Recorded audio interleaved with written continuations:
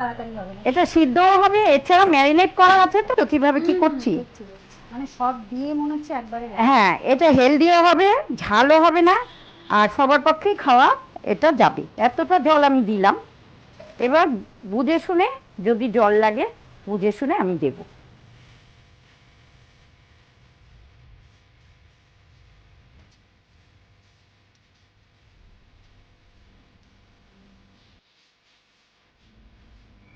আচ্ছা, আমরা যদি একই জিনিস দিয়ে একই রকমভাবে রান্না করে খাই সবসময়, সেটা কি ভালো লাগে?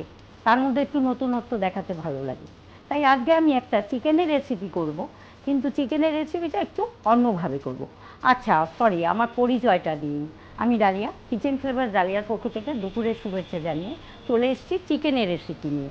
তোমরা সাথে থাকো, প্রথম থেকে শেষ পর্যন্ত দেখতে থাকো। রান্না করছো গো? চিকেন। চিকেন কি কষা? না, গরমে তো চিকেন কষা ভালো লাগে না। কষা না, চিকেনটাকে আমি একটু অন্যভাবে করব। একটু লাইট সেটা করছো? লাইট করে, কিন্তু জিনিসটা তুমি দেখো কিভাবে করছি। প্রথমে আমি চিকেনগুলো কড়াইতে দিয়ে দিচ্ছি। আচ্ছা বলে নিই, চিকেনটাকে আমি কিন্তু মানে গোলমরিচের গুঁড়ো আর তেল দিয়ে মেখে রেখেছিলাম। তো মানে এতে করে লাভটা কি হয়? লাভটা হলো, তোমার চিকেন তো আমরা খালি কষিয়ে খাই আলু দিয়ে, এটাতেও আলু দেব, কিন্তু এই চিকেনটা একটু অন্যভাবে মানে মেখে সব কিছু দিয়ে করছি। দেখো তুমি, একটু হেলদি হচ্ছে। এতে কি সিদ্ধটাও তাড়াতাড়ি হবে না? এটা সিদ্ধও হবে, এছাড়া ম্যারিনেট করা আছে তো, সিদ্ধ অনেকক্ষণ ম্যারিনেট করা, সেই কালকে রাতে ম্যারিনেট করেছি। তো যাই হোক, এখানে আমি চিকেনটা এইভাবে কড়াইতে দিয়ে দিলাম। কড়াই কিন্তু আমি আগুনে দিইনি। কুচি পেঁয়াজ এইভাবে কিছুটা কেটেছি। এবার এখানে আমি আদা রসুন থেতো করে নিয়েছি। তুমি দেখতে পাচ্ছ তো কিভাবে কি করছি। দেখছি দেখছি, মানে সব দিয়ে মনে হচ্ছে একবারে। হ্যাঁ, এটা হেলদিও হবে, ঝালও হবে না, আর সবার পক্ষেই খাওয়া এটা যাবে। আর এখানে আমি পাকা কাঁচা লঙ্কা গোটা দিয়েছি, ফেলে দিইনি, কারণ এটা কষতে কষতেই নরম হয়ে যাবে। এবার দিয়ে দেবো টমেটোর টুকরোগুলো। এইভাবে টমেটোর টুকরো দিয়ে দেবো। আর এই যে পেঁয়াজগুলো এইভাবে কাটা হয়েছে, এগুলো আমি বসিয়ে দেবো। আচ্ছা, পেঁয়াজটা কিছুটা কুচি কিছুটা কিছুটা একটু কুচি বড়। দিলাম, আর কিছুটা এইভাবে দিলাম। আর এর থেকে যদি আরও ছোট পেঁয়াজ হতো তাহলে আমি গোটা গোটা দিতাম। এবার এখানে বয়েল করা আলু আছে, আলুটাও দিয়ে দিলাম। এবার আমি আসবো গুঁড়ো মশলায়। গুঁড়ো মশলা বলতে এখানে যেহেতু পাকা কাঁচা লঙ্কা দিয়েছি, সামান্য একটু ঝাল লঙ্কা গুঁড়ো দেবো, সামান্য। বেশি ঝাল দিও না, আমি তো না, ঝাল বেশি খেতে ঝাল পারি না। দিচ্ছি না, আমি জানি তোমরা ঝাল খেতে পারো না। তা তুমি এইভাবে চিকেন রান্না করবে, তুমি একদিন করবে এইভাবে।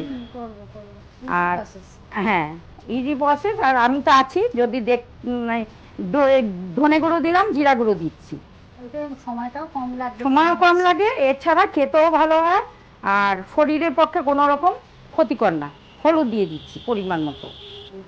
আমি একটু কালারের জন্য কাশ্মীরি লঙ্কার গুঁড়ো দিয়ে দিলাম, গরম মশলা গুঁড়ো দিয়ে দিলাম। তুমি একই রকম মাছ, ধরো ট্যাংরা মাছ, ট্যাংরা মাছ কিন্তু অনেক রকমভাবে রান্না করা যায়। ঘুরিয়ে ফিরিয়ে একই জিনিসকে বিভিন্ন প্রসেসে রান্না করা যায়, তাতে অসুবিধার কিছু নেই। আমি লবণ দিয়ে দিচ্ছি। এবার আমি যেটা দেব সেটা হলো সর্ষের তেল। এবার দিয়ে দেবো আমি গরম জল, এটা কিন্তু গরম জল। এতটা জল আমি দিলাম। এবার বুঝে শুনে, যদি জল লাগে বুঝে শুনে আমি দেব। চিকেনে তো একটু জল ওঠে, তাই না? আর চিকেন থেকে জল উঠবে। এবার আমি বসিয়ে দিলাম। এটা কিন্তু এবার হতে থাকবে। এটা তুলে দিচ্ছি। হয়ে গেছে মা রান্নাটা? আশা করি হয়ে গেছে। একটু দেখবে কেমন হয়েছে। দেখো। দেখতে তো দারুণ হয়েছে। ঠিক আছে, একটু দেখো তো সিদ্ধ হয়েছে কিনা, আর নুন হয়েছে কিনা, বলে বন্ধু খেয়ে একটু বন্ধুদের ফিডব্যাক দাও। ঝোলটা দারুণ হয়েছে খেতে। মাংস সিদ্ধ হয়েছে? মাংসটা দেখছি, খুব গরম তো খেতে পাচ্ছি না। মাংসটা আরেকটু সিদ্ধ হবে গো, আরেকটু সামান্য। সামান্য সেদ্ধ হবে তো? তাহলে আমি একটু ঢেকে দিচ্ছি। বেশি সিদ্ধ হবে না, কিন্তু অল্পই হবে। আচ্ছা,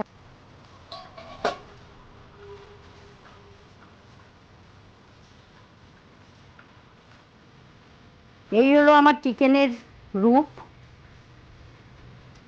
খুব সুন্দর একটা কালার এসেছে। তো চিকেনটা হয়ে গেছে, অলমোস্ট ডান। আমি চিকেনটা নামিয়ে একটু সার্ভ করে নিই।